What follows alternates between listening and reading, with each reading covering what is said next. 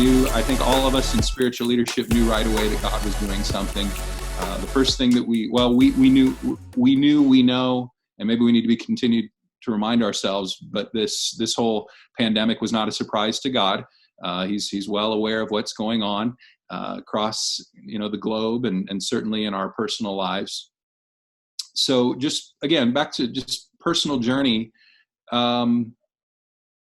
Each day has been a body blow. Every district that has had to cancel fine arts or cancel their youth convention. I know that I was going to be with you next week? I think I was going to be there in Hershey. And so each of those things, it was like, and then you try and course correct back to normal.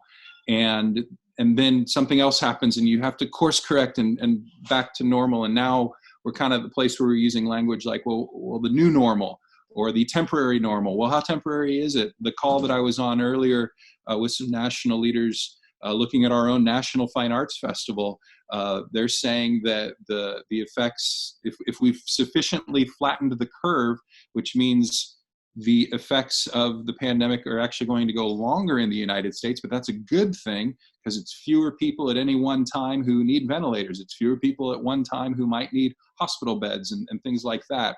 And so trying to make decisions becomes tough.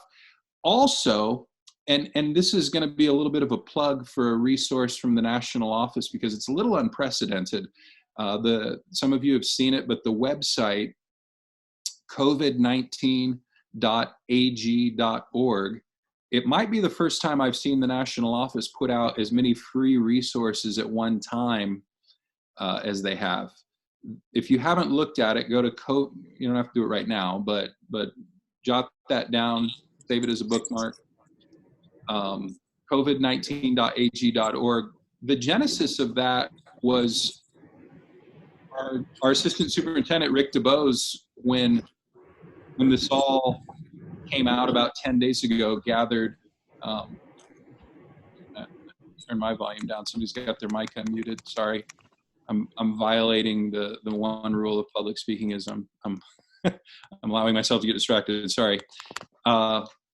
When it all came out, Rick, our assistant general superintendent, brought departmental directors together and he said, guys, what can we do to resource churches? So immediately we just responded with content because it's like, well, we're in a digital space, we're online, we've got Zoom meetings, we've got video content. And we saw that across the board, like people just responding with content. And it was really cool to see it almost seems like the church was more ready for this than any other group.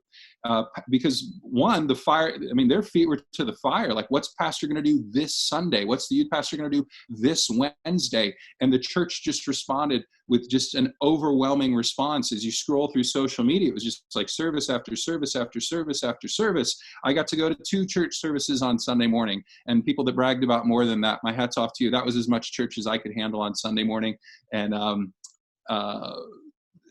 this week, though, the verse that I keep coming back to is Matthew 24:14. Or excuse me, that's one of my COVID-19 verses. I was on here with the staff earlier, and I said, I've got this whole list of COVID-19 verses.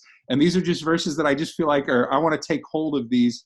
Matthew 24:14 certainly is one of them. That's not the one I wanted to share today. The verse I do want to share, though, is Psalm 127, verses 1-3. Unless the Lord builds a house, the work of the builders is wasted. Unless the Lord protects a city, guarding it with sentries will do no good. It is useless for you to work so hard from early morning until late at night, anxiously working for food to eat, for God gives rest to his loved ones. Children are a gift from the Lord. They are a reward from him. I thought about whether or not I should leave verse 3 on, but Lee, you made an interesting point. The garden shed is the only place you can find quiet with a 4-year-old in the house. We've got 4 kids in the house, so I left verse 3 on for me because the days of quarantine thus far have not always felt like the children were a reward from the Lord. Like, I see people posting pictures with their kids, playing Monopoly and doing these special things. It's like, that's awesome. Do you know how hard it is to get my 4 kids to do any one thing in agreement? So it's been a real challenge. But this is one of the verses that I'm just taking owner, like I'm just owning that just for me. Verse 1, unless the Lord builds a house, the work of its builders are wasted. The first couple of days of this, it just felt like the work kept being wasted. Like we were trying to do stuff to respond nationally. I didn't want the national office to be quiet. I know that many of you didn't want your ministries to be quiet in the midst of a crisis, in the midst of a global pandemic. Hey, there he is. So, Okay, say hi to everybody. Hi. Hey. Yeah, he just started pounding on the door. So even the shed is not safe. Nice. I'm going back on mute. Thanks. Sorry, Josh. No, not at all. Love it. And so what I just started praying for my own efforts, because working from home when our shelter in place, well, not shelter in place, we actually, some of you know the national office was one of the first places in Springfield to have confirmed COVID-19 cases. And of course, the most high profile one being our executive director of Assembly of God World Missions, Greg Mundis. Please be praying for him. He is on a ventilator. He is sedated, and he needs the Lord to intervene. We need him to recover, and to recover quickly. So my building was one of the first buildings in Springfield to be told, hey, don't come into work. So working from home, it was a lot of response. It was a lot of reaction. And the Lord just brought me to this verse: unless the Lord builds a house, the work of the builders is wasted. We are building community online. A lot of ministries were exposed during this time as not having had community. The ministries that had real community prior to the crisis are having an easier time transferring their community online. Those that are having the hardest times are the ones who've been exposed as, wow, and it's not that maybe the community didn't exist, but it might be that the community wasn't as strong as we believed it was as leaders. As leaders, we always, most of us are pretty optimistic. We're pretty positive. We love our people. We love our leaders. And so we tend to see it through that lens of course we have strong community. I love these people. They are my community. And then when we discover how difficult it is to generate community in a crisis, we kind of go, oh, maybe the community wasn't as strong as I thought it was. So should we all smile, Lee? Well, I've seen some of the Zoom pictures that people have taken, and it's like, man, they should have warned everybody, because everybody's kind of like, so, or their eyes are closed. No, I have a wood clamp holding a ring light above my computer. So I was just taking a picture to show Mark how unprofessional I am compared to him. Well, that's great. Your lighting looks really nice. I assumed that you had a skylight over you is what I thought. There is a little shed skylight up here. Yeah. Well, done on your lighting. Yeah. Good job. So I'm just at a place where I'm saying, Lord, I know that we're going to do things different. The prophetic word that we got in Houston in 2018 at National Youth Convention, a young lady, and now I'm trying to remember where she was from. I don't remember. If she's from Pennsylvania, please somebody jump in here and tell me. A young lady got up on stage in front of 5,000-6,000 people at National Youth Convention, and prophetically, because she came up to Eric and said, hey, I have a word for the whole conference. And I think I had the microphone at that point facilitating the service. Eric comes up to me and says, hey, this young lady has a prophetic word. And I'm like, that wasn't in our planning meeting. Like we didn't put that in the order of service. And and Eric and I had only been working together for a few months at that point. So I just said, okay. And he took the mic and he brought this young lady up on stage, and she said, the Lord says, I am raising an unconventional generation to reach people in unconventional ways. Some of you know that unconventional has been our Speed the Light theme. And now I believe it's a word for Generation Z. You are an unconventional generation. You are called to reach your generation in unconventional ways. Not only that, here's a global pandemic to where you have no choice but to reach and connect and build community in an unconventional way. So we're seeing that prophecy come to pass from 2018, 2 years later. And so that's exciting. Like, praise the Lord for that. Okay, now what does that mean? Again, back to Psalm chapter 127, verse 1. Unless the Lord builds a house, the work of the builders is wasted. And I've seen so much effort go into moving our ministries into the virtual space. My prayer for myself, because some of the things that I have put time and energy into have been dealt a body blow. And I'm coming back to, Lord, I only want to build the things that you're building. I only want to put my hand to things that you're building. There are wonderful ideas out there. If I'm a youth pastor, should we do online cohorts? Should we be on Twitch? I talked with a youth pastor. In fact, I interviewed him and recorded it. He's doing all of his small groups in the Twitch space. And when he walked me through, in fact, it's a video I recorded that I'm going to be posting here in a couple of days. As he walked me through it, I was like, wow, I wasn't familiar. I knew what Twitch was, but I had a Twitch account mostly because I just try and grab my name in whatever social media comes up so that somebody else doesn't get it, which I've been able to get Josh Wellborn for everything except TikTok. I really drug my feet too long on TikTok. Now there's another Josh Wellborn that has TikTok. I'm a little irritated because I had to get Josh Wellborn 1 or something, even though I haven't posted a TikTok, but maybe I can get my 10-year-old daughter to teach me how to do that. But anyway, so that's my scripture. That's my word of encouragement for you, is that the Lord does have his hand on your life. That moment when you said yes to ministry, for some of you, it was at a PennDel district youth camp when you were a teenager. For some, it was at youth convention. For some, it was in your youth ministry.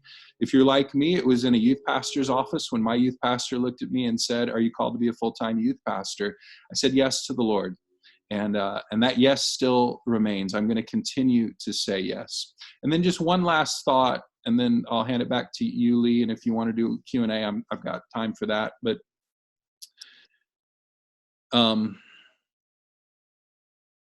my one last thought left me. It was such a good one too. Let me take a drink.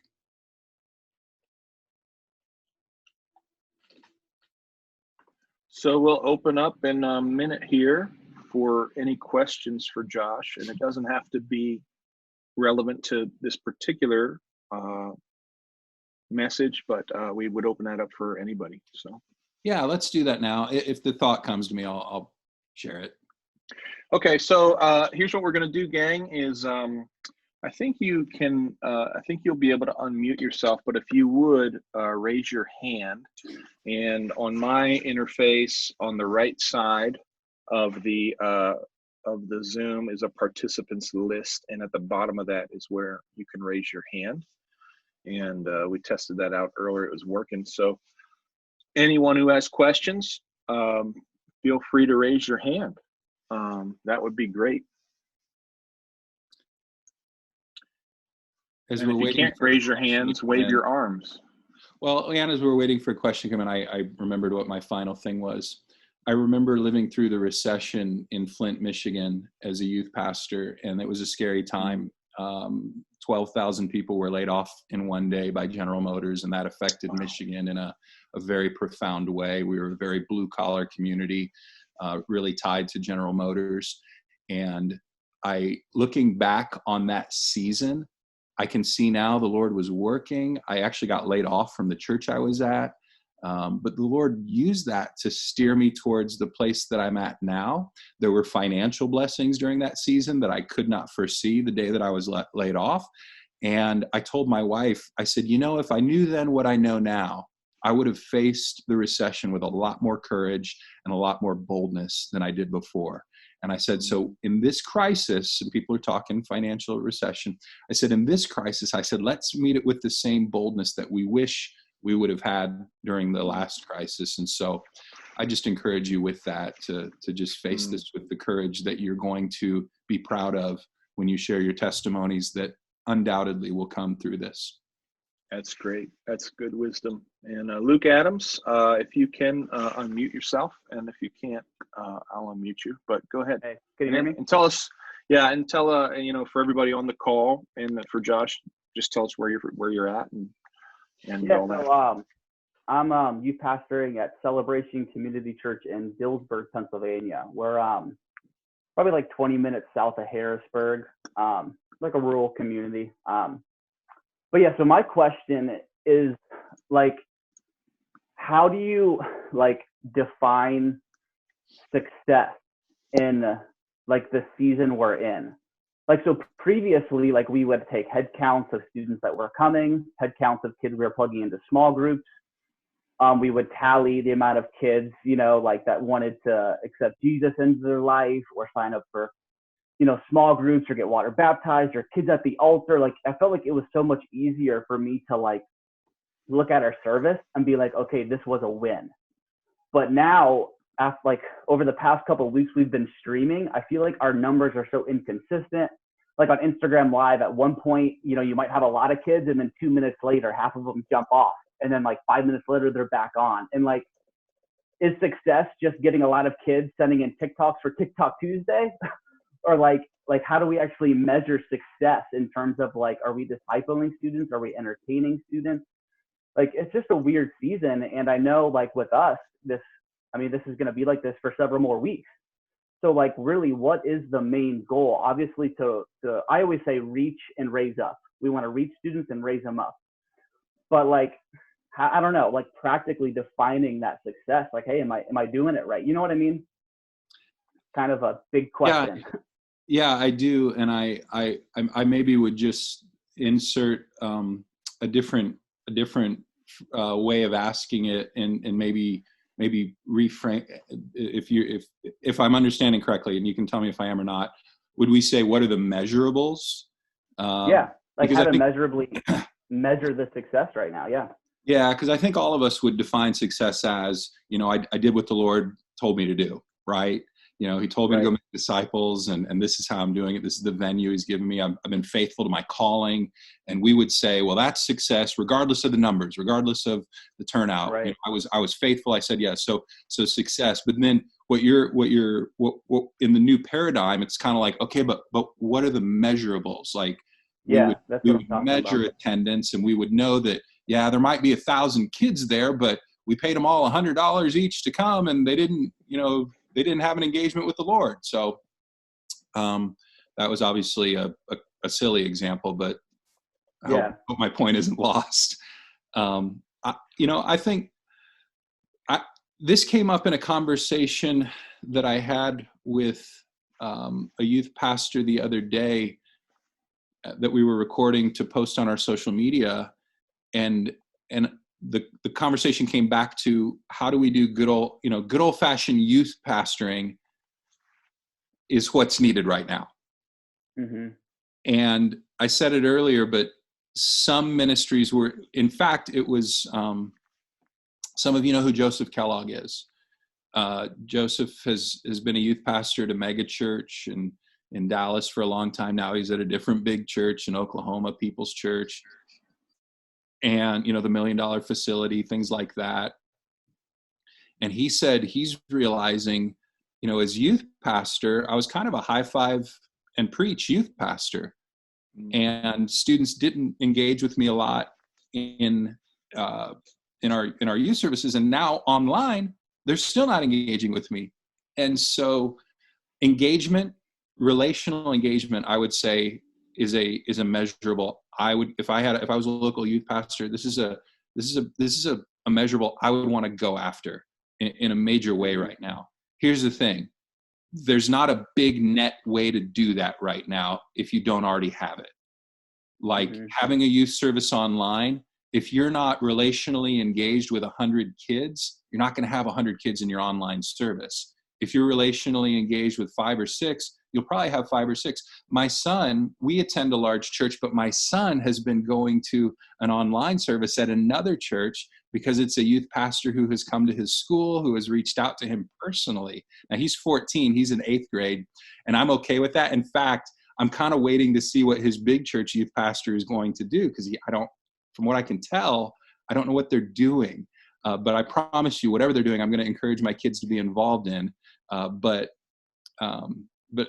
And Lee introduced me as being relational, so I'm always going to kind of go straight to that. And I'm afraid if I answer every question as long as I've just answered this one, we won't get to very many. But maybe I should stop. No, that makes sense though. I guess less like preaching into a camera and more just interacting with the students. But the more I engage with. And I would look for new ways to interact. One of the ideas that it might have been Joseph that said it. He said, what if you physically mailed stuff to people right now? Like, how weird would that be?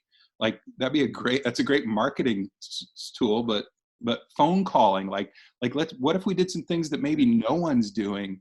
That's some of these novel, some of these old school things are very novel to Gen Zers.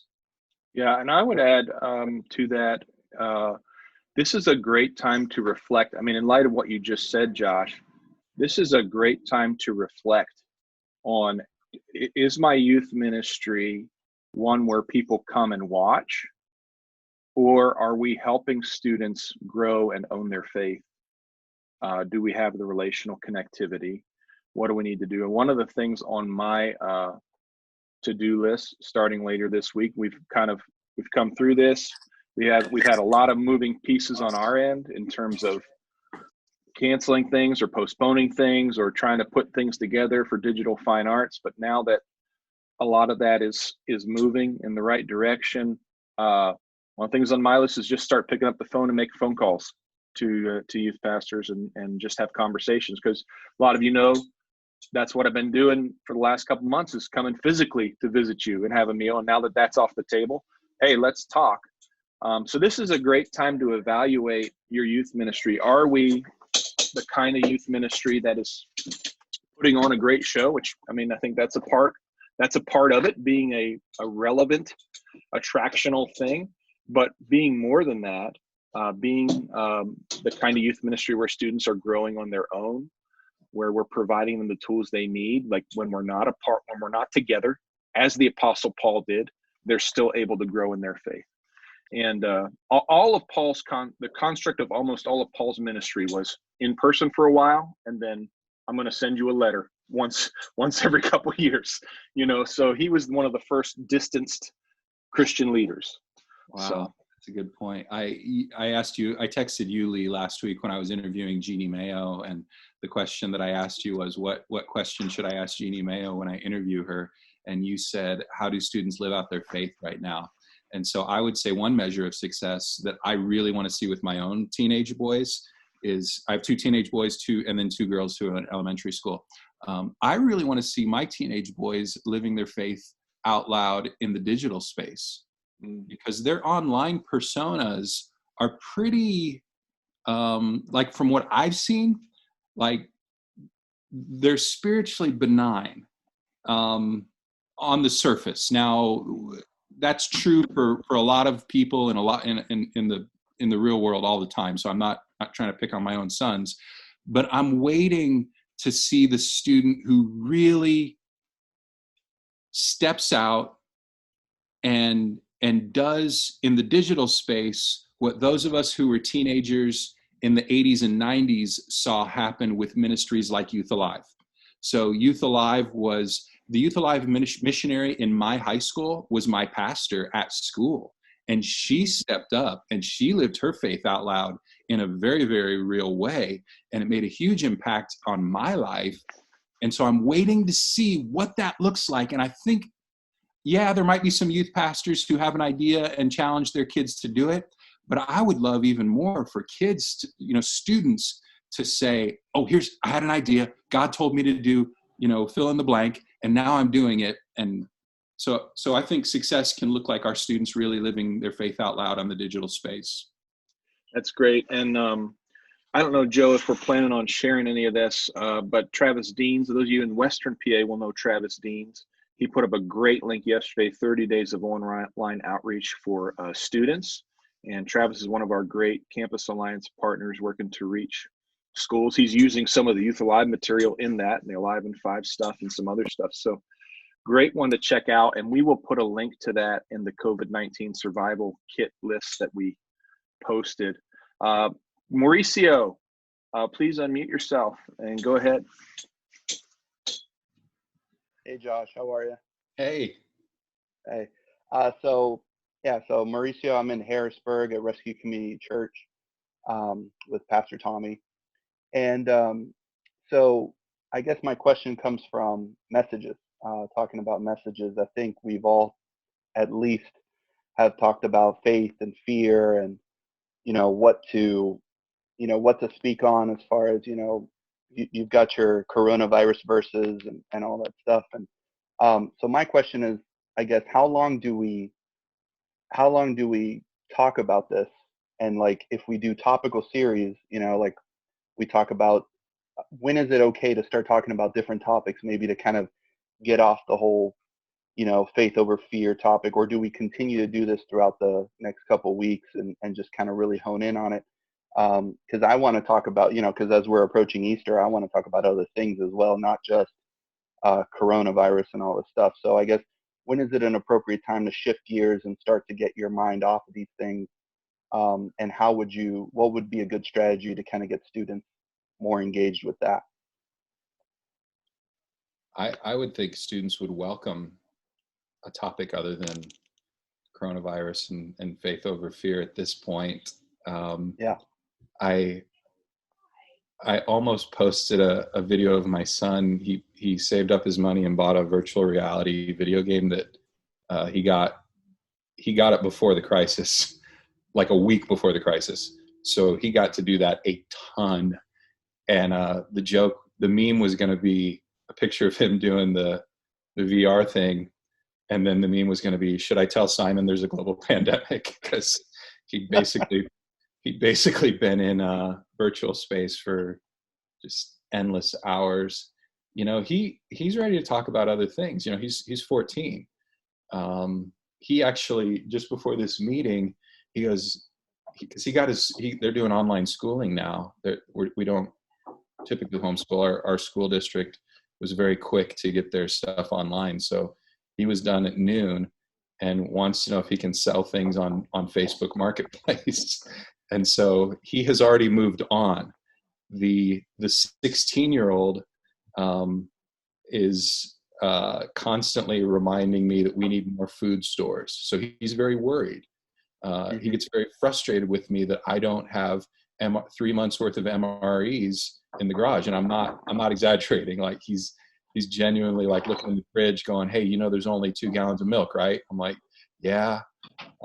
He's like, we need to get more. He's like, I told you we need 3 months worth of stuff. So he's very worried. So because of my relationship with them, I'm going to respond with those topics.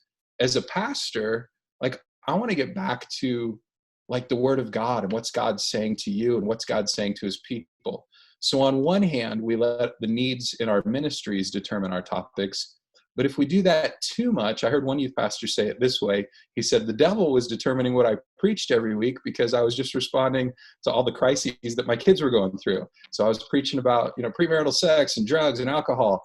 So that's, again, those are extreme. Those are the like extreme topics.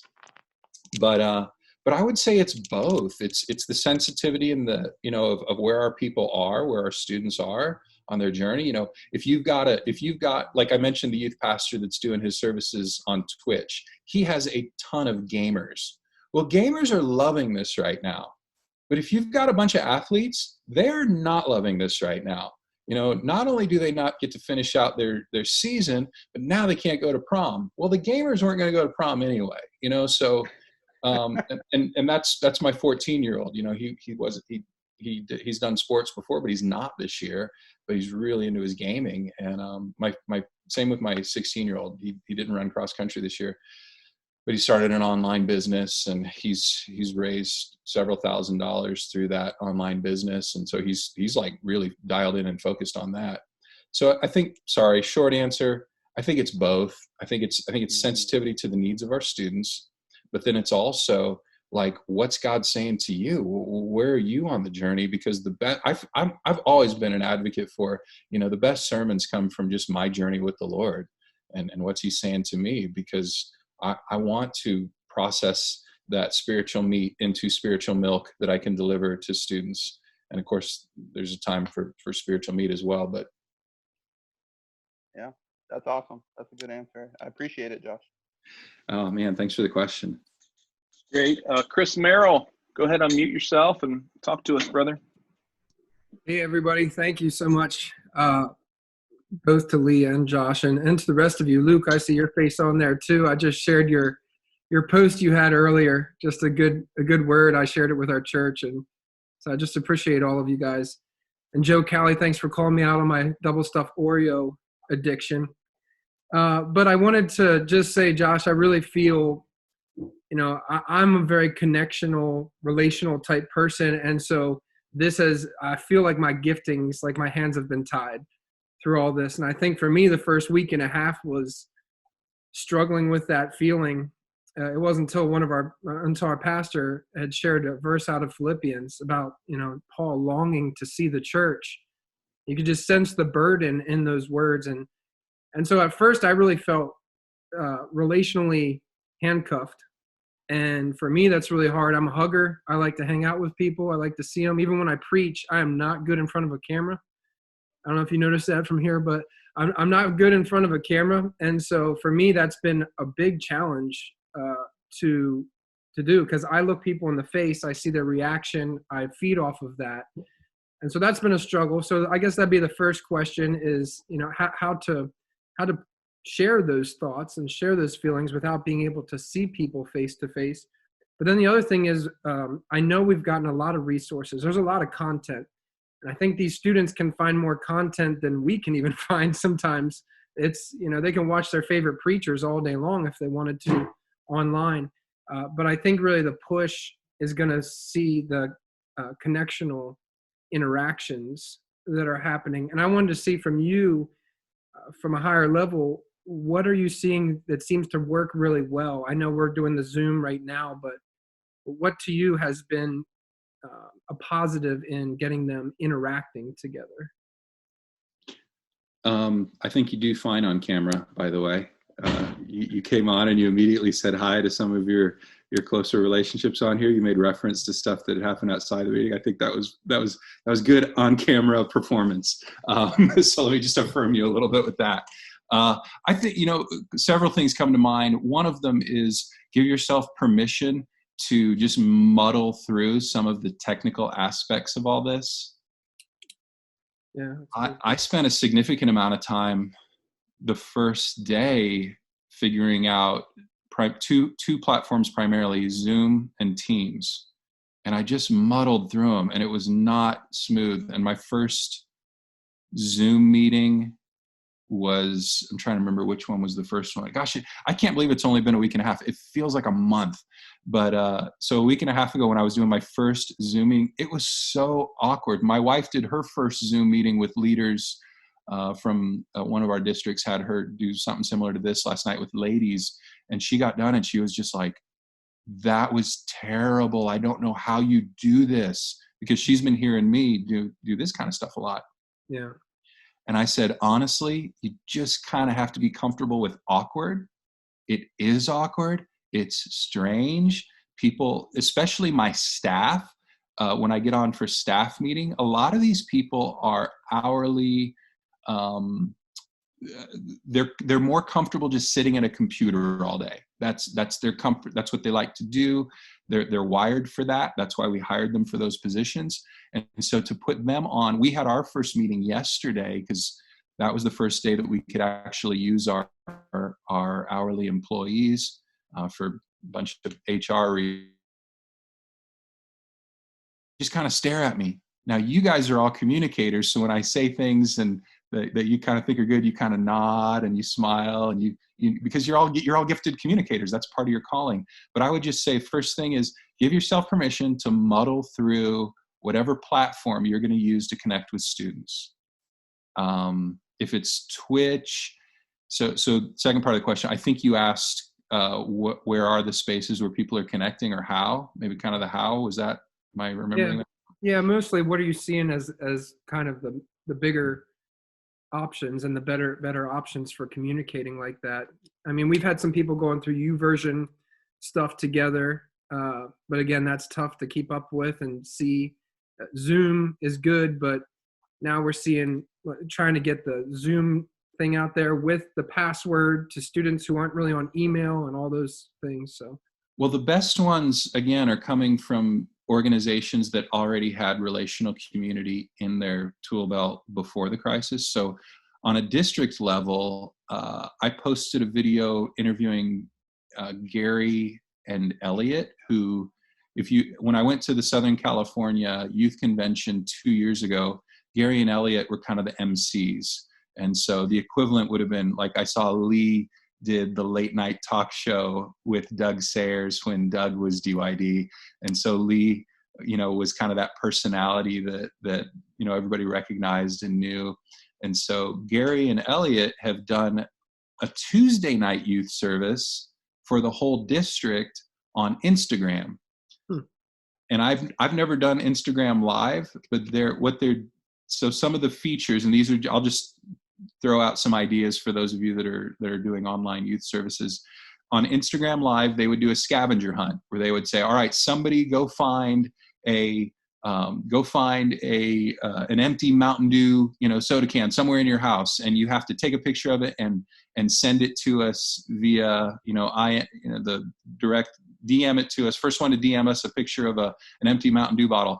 So I want somebody to send me a picture of, and they just did a scavenger hunt like that. And then they gave out Amazon $5 Amazon cards as prizes to those students. That was kind of cool.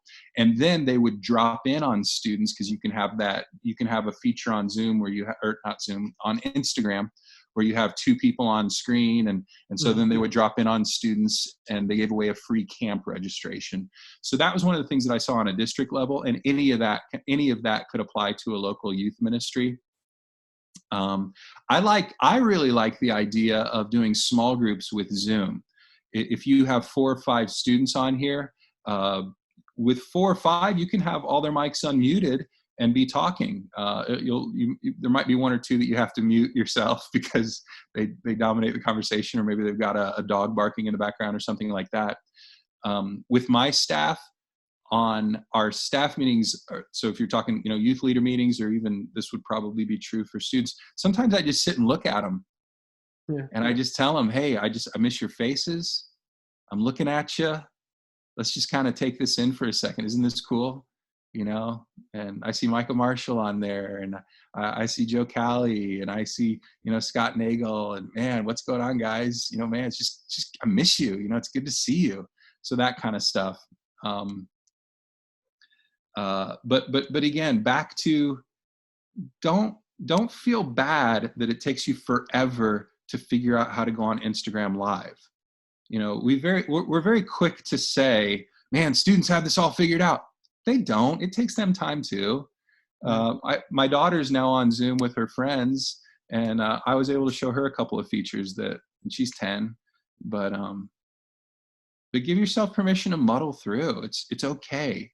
Because I did those, and if you followed our social media on AG Youth, I posted conversations with youth leaders, and I know students aren't going to watch a 20-minute conversation, but that's for youth pastors, and it's what I know. I know how to have a conversation with a youth leader and bring out the little nuggets of information that are going to be helpful to other youth leaders. I'm not very good at, all right, everybody sit down. I'm going to give you 10 things that are going to help you succeed in the online space. Like it's not my wheelhouse. So one, just keep operating in your lane. So you're like, well, my lane is hugging. Well, we got a problem with that one. But I promise you have a lane that makes you successful as a leader, and figuring out how to contextualize it for the virtual space. Muddle through it. If something doesn't work, don't do it again. If something feels right, but it doesn't seem to have traction yet, I say keep doing it. Like you'll find that if it feels right, which means you have the capacity to continue doing it, because some ideas die not because they were bad ideas, they die because someone gave up on them too soon. And when something feels like, man, this is my lane. So for me, conversations with leaders. I can have conversations. I like having conversations. I get the most value out of conversations. For me, that was happening when I would travel. So now I'm not traveling. And so let's just have those conversations online and share them with the world. Yeah, it's good. Thank you. I see there's a lot of numbers in the chat, Lee. I don't know if those are questions. I'm afraid I'll get too distracted to start reading them. But some are questions. There's some general background. Just tell me if there's something in there I should pay attention to is all. Sure. I do think, I just posted something about Zoom. When you have a large group Zoom meeting like this, I have been, we've never done this ourselves, and I think Mark maybe has looked into this. I don't know if you've done this, Scott or Chris or not, but my understanding is that with a larger group, you can actually send people into small groups for discussion. So almost like your youth service, if you do small groups and a big group discussion, you have your big group discussion, then go to a small group. I think it probably is a pro feature. Some people are asking if it's free or not. I think it's probably a pro feature. What do we pay, Mark, per month for our Zoom account? $15 a month. $15 a month. And it's called Breakout Rooms. That's the feature that you're looking for if you have a pro account. As people join in a call, just like, Lee is able to mute people's audio because he's running the call. As people join in on your call, you're able to assign them to a breakout room. And then when you're ready to go to breakouts, you're able in one click to basically push everyone to their breakout room. So that's the tech side of it. That's the kind of expense. Maybe you wouldn't do that in a normal season, but it's well worth it, I think, during this time, $15 a month. Even if you're splitting like guys and girls up, if your group's small enough that you don't need, a bunch of small groups, but you're just going to split your guys and girls up and do discussion or, whatever you're going to do. Another thing I would mention, responding to the group chat, is Micah had posted, and we had Kaylee LaSelva posted also in our group last week about dropping off like survival kits or care packages to students. And I know Micah had said, if you can still drive. I do want to say, if you're part of a religious institution, you're exempt from all the stay-at-home orders right now.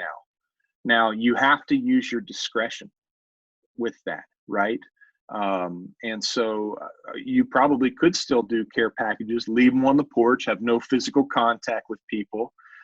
If you have a credential card, have it ready in case you get questioned by the police as to why you're out. And if you don't have a credential card, ask your pastor to put a letter in your hand or in your email on church letterhead that says you are a part of this religious organization on an essential service. So I would just say there's all these stay-at-home orders. Doesn't mean you're immobile as a religious leader in Pennsylvania, at least, but obviously use your discretion. I'm going to leave my house tomorrow night for the first time since the stay-at-home happened to go to Chambersburg. We're doing a virtual youth service there with there's 3 youth pastors in Chambersburg that are joined together to do that. A lot of them are on this call right now. I'm going to do that. I think that's worth leaving the house for, to provide hope and faith and an inspiring word to students. But I'm using my discretion in that I'm keeping it limited. So I would just say, these stay-at-home orders for religious institutions are nuanced, and use your discretion, and the care packages are a fantastic idea. And I do think hope and faith are very essential functions that we provide to people in our calling right now. And so I'm not telling you defy all orders, but I am saying use your discretion, and when you feel led of the Spirit, you're protected by the Constitution to be able to move around a little bit right now. Adam Blazik, coming to us all the way from Erie, Pennsylvania. Talk to us, brother. Yes, sir. What's up, fellas? Josh, nice to meet you, man. I'm fresh into youth pastoring since June 4th, so y'all are all going through like crazy changes and stuff, and I'm just like, this is kind of what I've been doing the last 10 months, so praise God that I'm just figuring it out, and so I'll just continue to figure it out as we go, and God leads. But I just had a couple questions. One, if you had a student ask you, I have my own answer, but I want to hear yours. If you have a student ask you, why is the coronavirus happening? What would you answer? As Satan or God's judgment and whatever. Like, how would you frame that?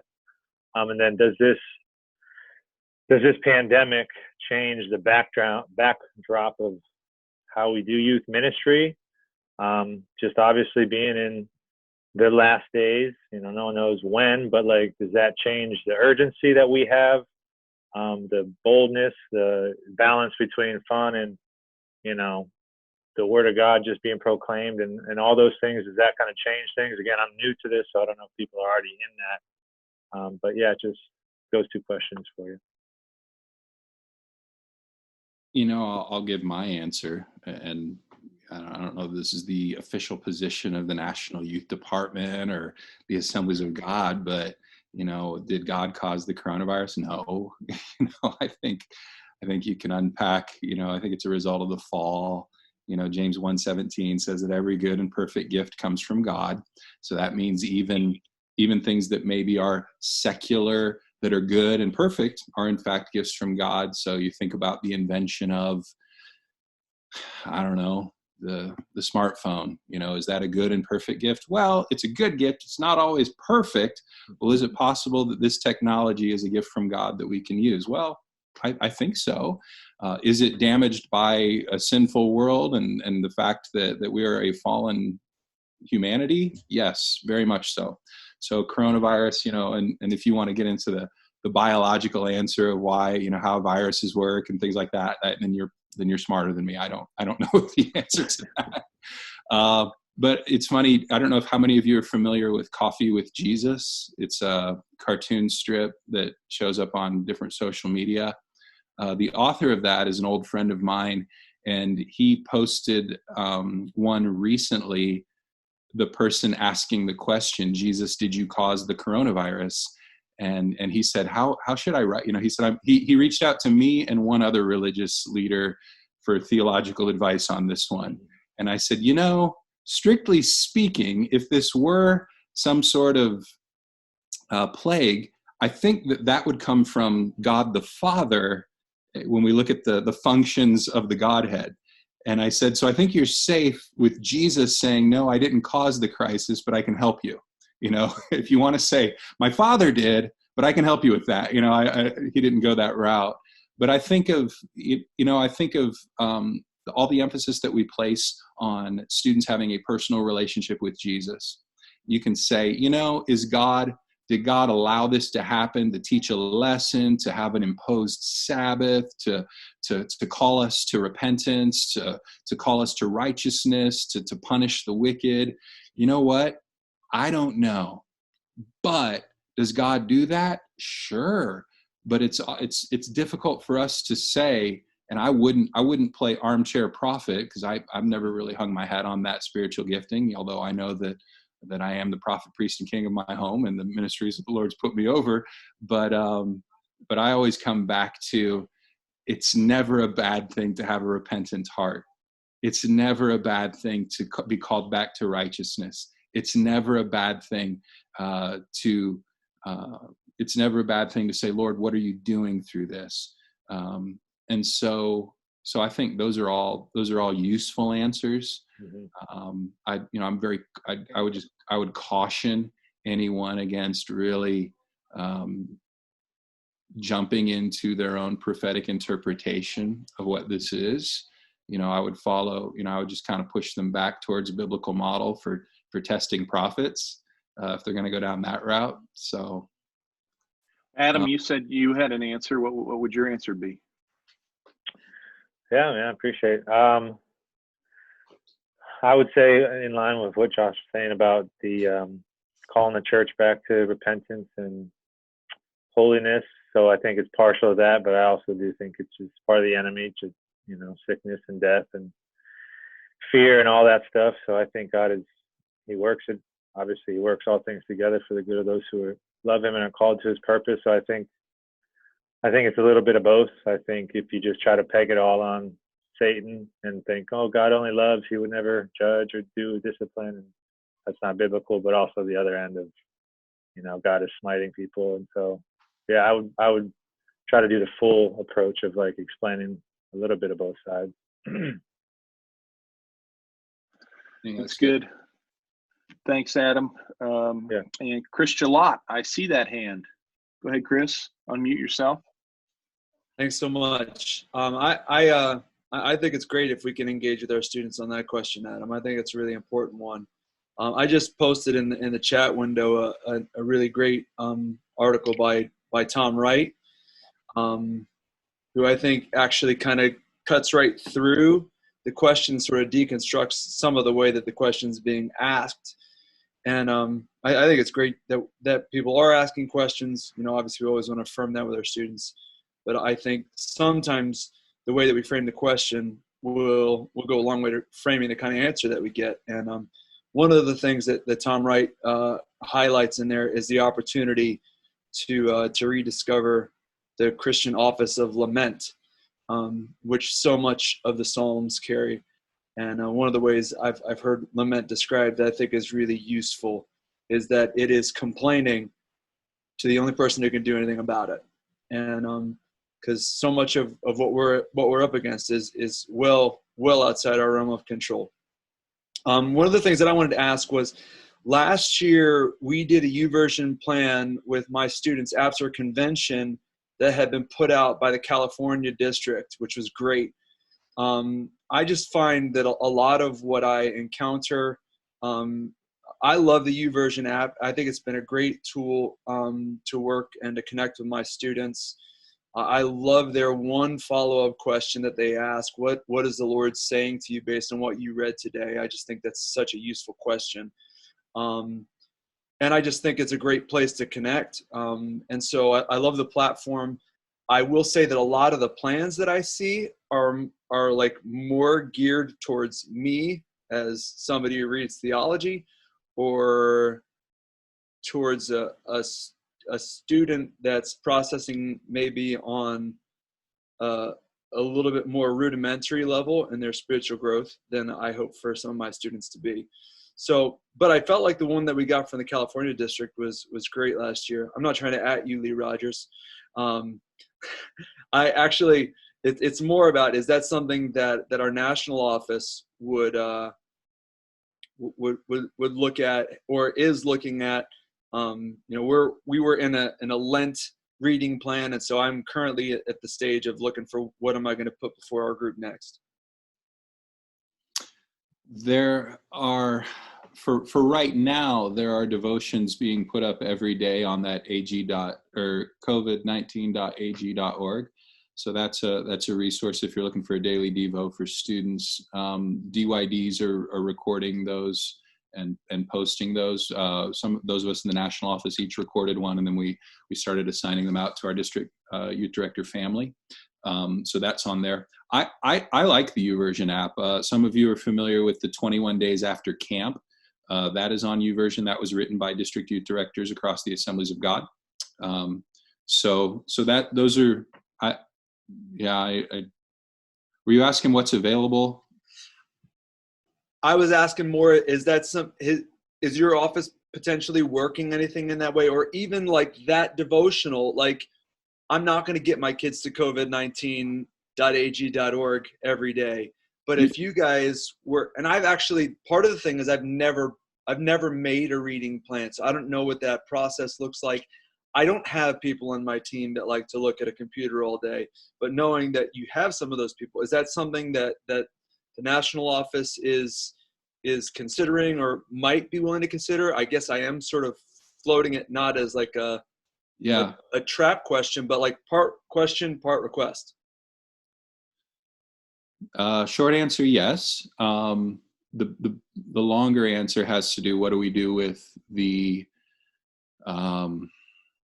Fire Bible and all of the devotional content that we have proprietary ownership of?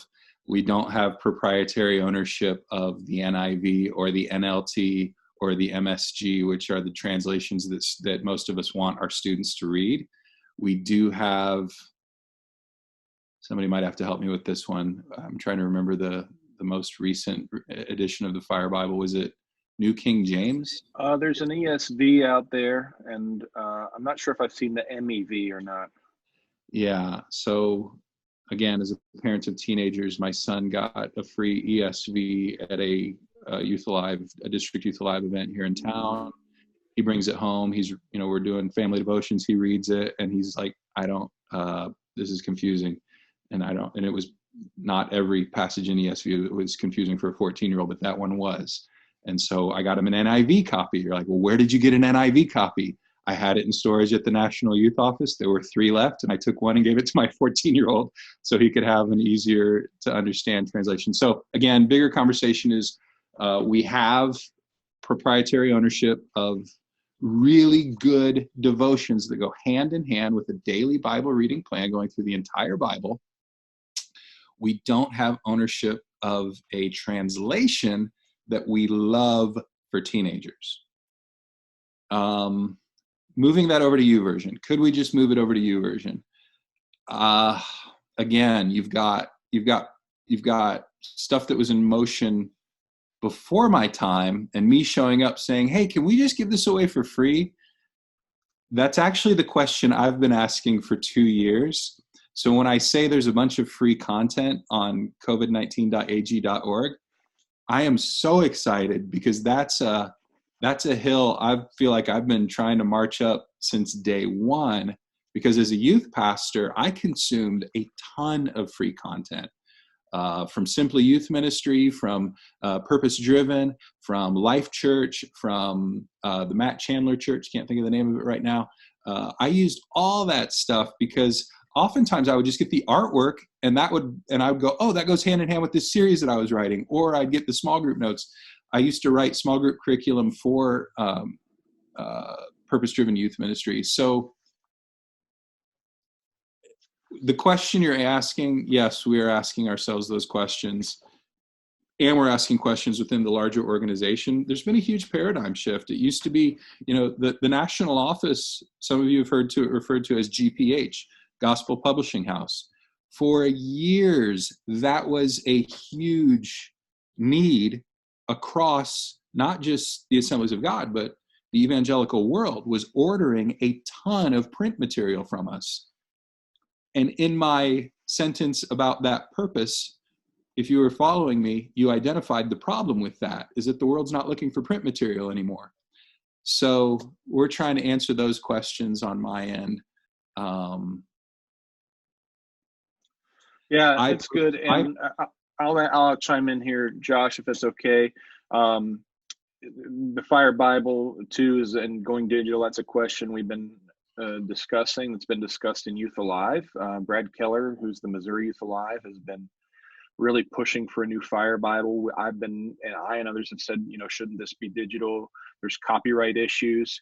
Surprisingly, we don't own all that copyright stuff. There's layers and layers, and so I know they're working on it. But I would say, like you're saying, Chris, the SoCal district put some stuff on YouVersion. We put in the COVID-19 survival list some plans on YouVersion, including one or two from the Alabama district. And I would say if you have good lists of scripture reading plans for students, share those so we can add to that survival kit list. That would be helpful. And I think that's part of helping students own their faith, during this time. Two more questions, and then Josh, I want to ask you to pray a blessing over the group here. Lindsay Brace, I see that hand. Go ahead, Lindsay, unmute yourself before you ask the question. Hi. So I am, number one, 6 months into the position that I'm in now. So I really don't know much else with these kids other than the craziness that we're in right now. But how would you handle students that are really angry and struggling with that step in the grieving process? Because across the board, my kids are pretty much in that spot, and I'm having trouble helping them to work through and get past that anger, because this is busy season. This is the beginning of busy season with all of their competitions and games and sports seasons and graduations, and they're angry, and we're just having trouble moving as a group past that. Yeah. Chris mentioned in his question he was talking about lament, and, in our lament, we might complain to God.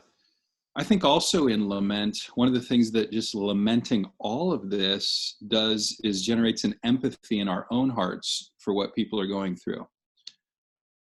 You guys are close, some of you are close to the East Coast. As the effects of the virus spread, you're probably going to feel it first. Midwest out here in the middle, we're probably going to feel it last. But in the meantime, man, I want to have an appropriate heart of lament that generates within me an empathy for those that are really suffering right now.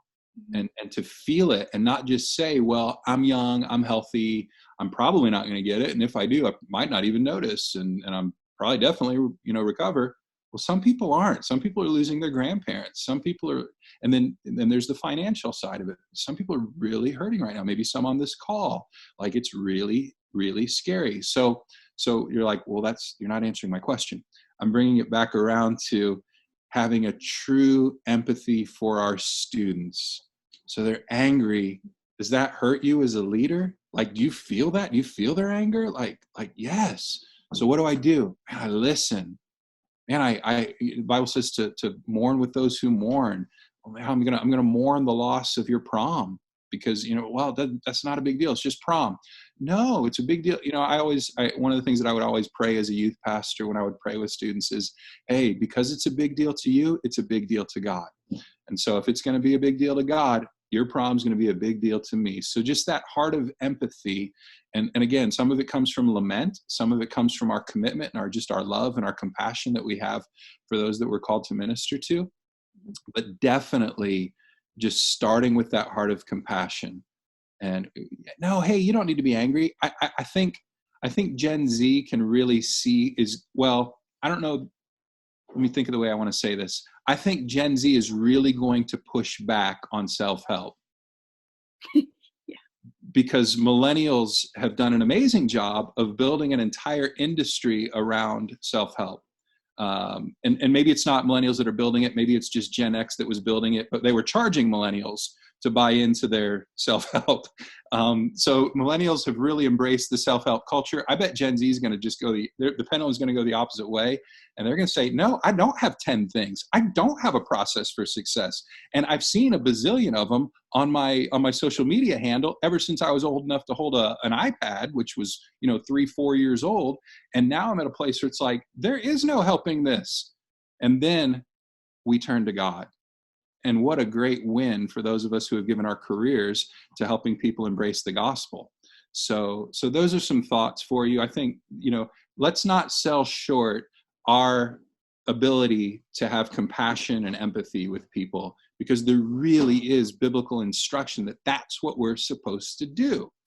And of course, as leaders, we want to help find solutions, but sometimes we just can't. Yeah.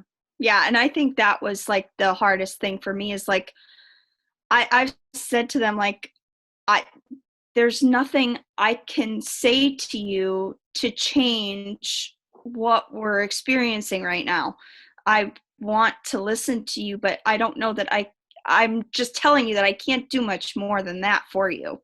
And I mean, that has eased it some, but I guess I just feel bad that there's nothing that I can really do for them. Being available is huge though.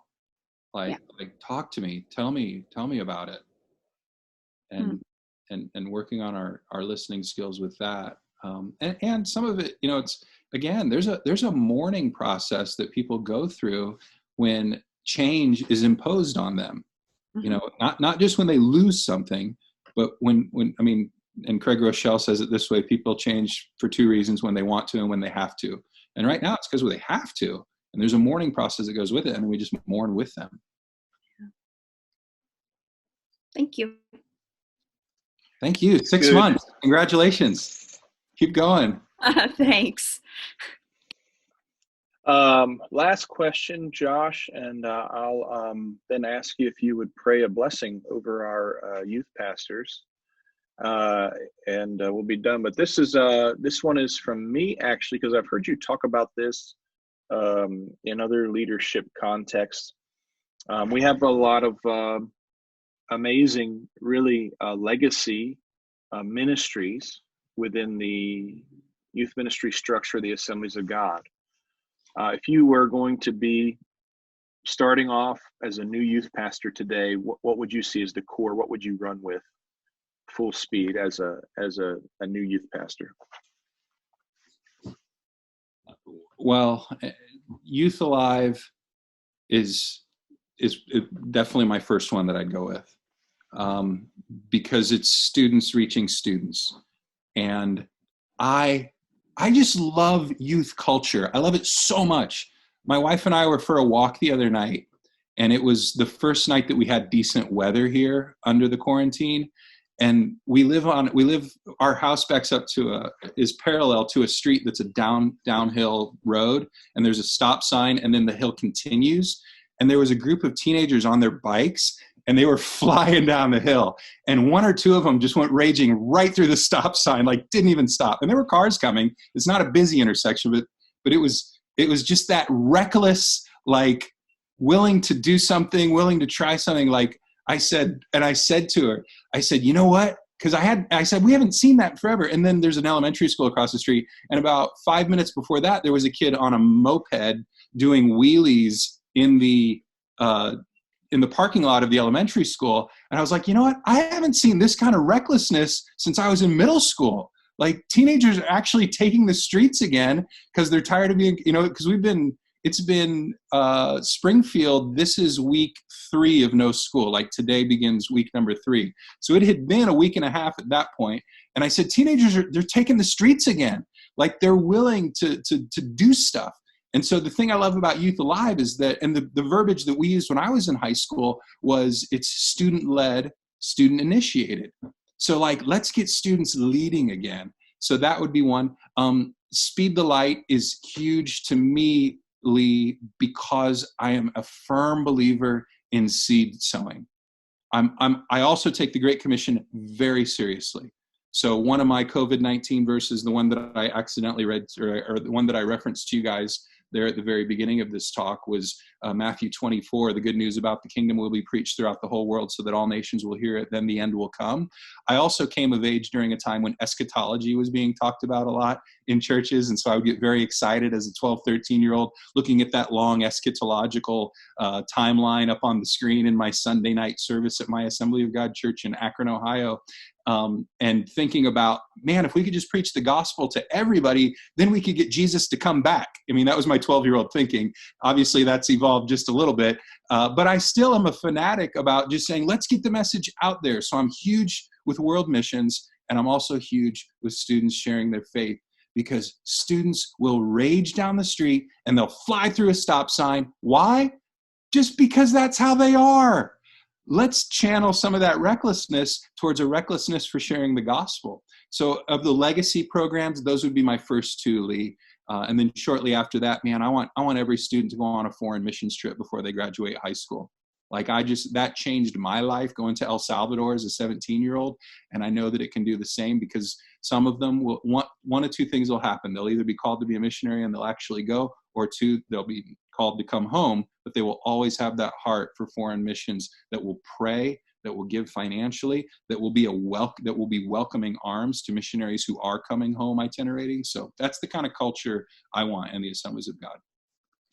It's great, and thank you. And would you be willing to text me or share with me your list of COVID-19 verses? Sure. And we could post that and share that with all our youth pastors, just passages to preach or verses to speak out of during this time. It actually was on my to-do list, was like getting a list of passages that'll preach during this time for our youth pastors. So that would be helpful.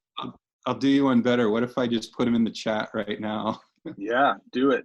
That would be awesome. I just texted them to myself, so let me just copy and paste this into the chat.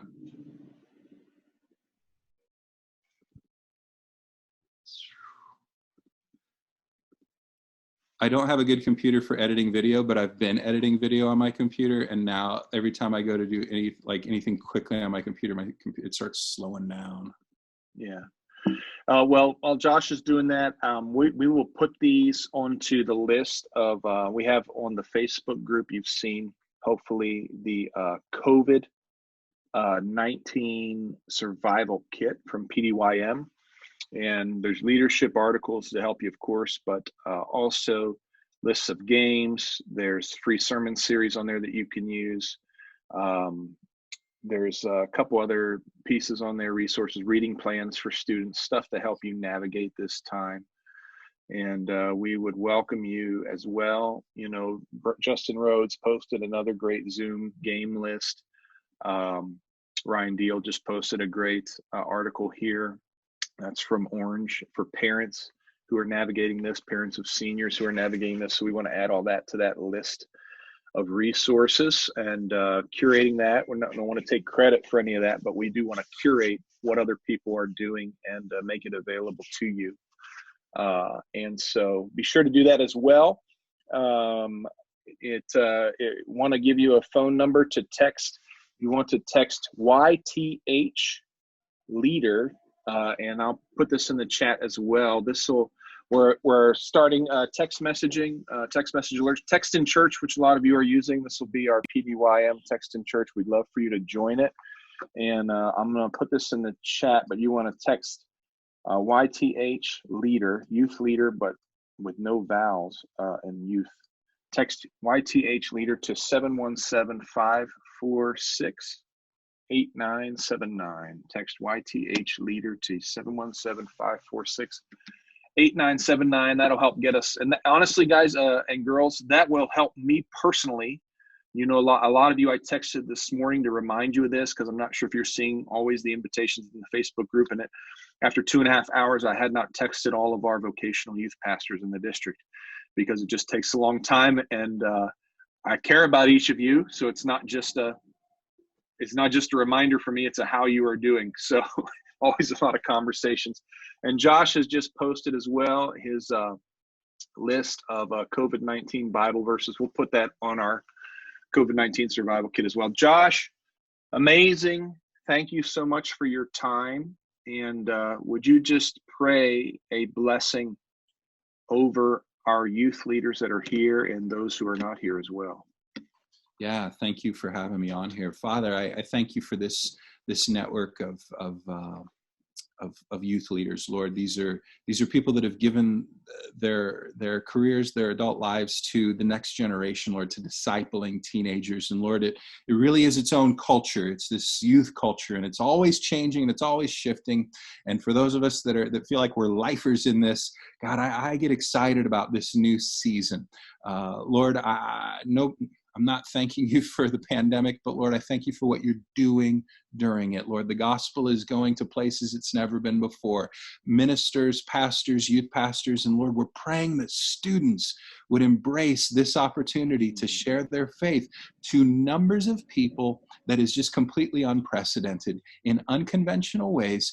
And Lord, that you would just empower. Lord, I just pray a specific blessing for the PennDel district. Yeah. Lord, I thank you for the history and the heritage that they have.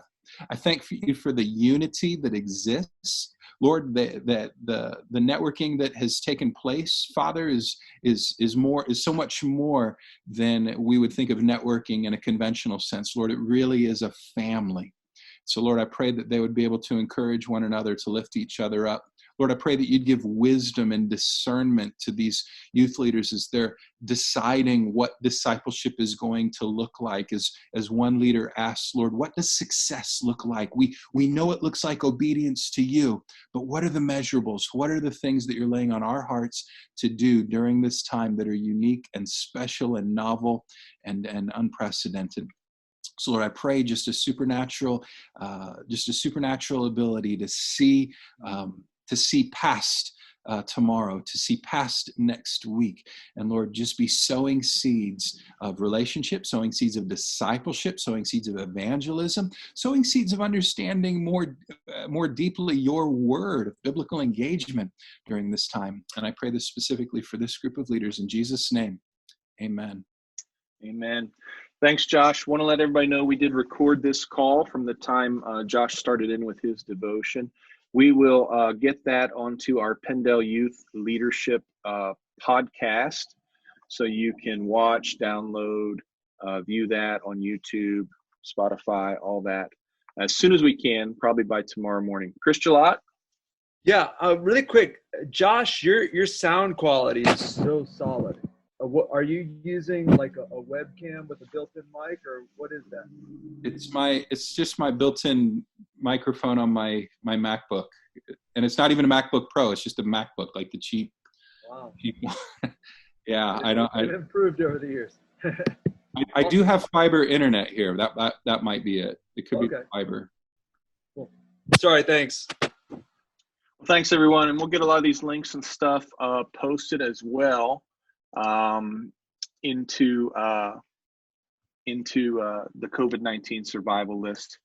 Thanks everybody for being a part of this. Thanks for asking Josh some great questions. Thank you, Josh Wellborn, for your time today. And as a national leader, we know that there's a lot of things demanding your attention, but we really appreciate you giving some of it to the Pennsylvania and Delaware district today. So thank you.